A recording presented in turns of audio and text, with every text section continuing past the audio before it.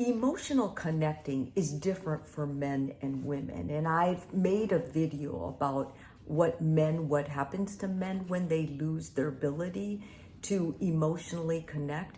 Now, this one is for women. If your wife or your girlfriend is becoming disconnected from you emotionally, there's something you can do to help that. In fact, the sooner you do these things, the stronger likelihood that you will be able to get back that relationship, maybe even to a point where it's better than it was prior to the disconnecting. The first thing you have to do, you have to take time to talk to her. Schedule it on your calendar, because if it's not scheduled, you won't take the necessary time.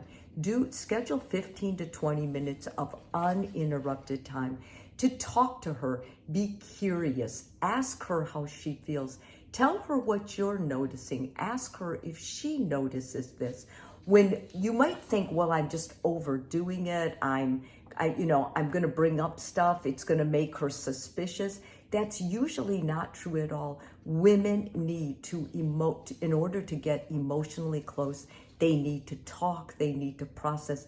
They need you to be connected, asking them questions. Secondly, pay attention. It's what you pay attention to grows. If you pay attention to your wife or your girlfriend and you start saying, I noticed this about you, or I noticed you did this the other day. I'm curious about that. Why did you do that? Or why did you say that? What are you trying to tell me? Little things you notice. I notice the way the sun is on your hair. Compliments you notice. I notice how gentle you are with people, or how kind you are with people, or how wonderful you are with our children. When a woman sees that you're paying attention to her, she's going to feel closer to you emotionally. It's natural. It's how women are wired, and you can't get away from it. You can't ignore her and then say, I was listening or I was paying attention. They need the verbiage. They need the verbal validation behind that. Do something together that is out of your comfort zone. That is the clearest depiction of love for a woman. When a guy will do something that she knows he's not comfortable, whether that's going to the theater or a musical or whatever, it means a lot more to her. That makes sense too. The greatest act of love is sacrificing your time or something you'd like to do for your partner. Make her laugh.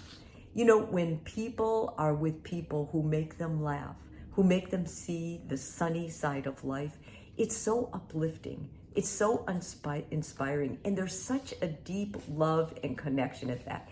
If you can love with or laugh with someone, you can have good sex with them too, because there's parts about all of life that are humorous. It's finding those parts, not exclusively, but once in a while, and having a good laugh, sometimes at your own expense, never at your partner's.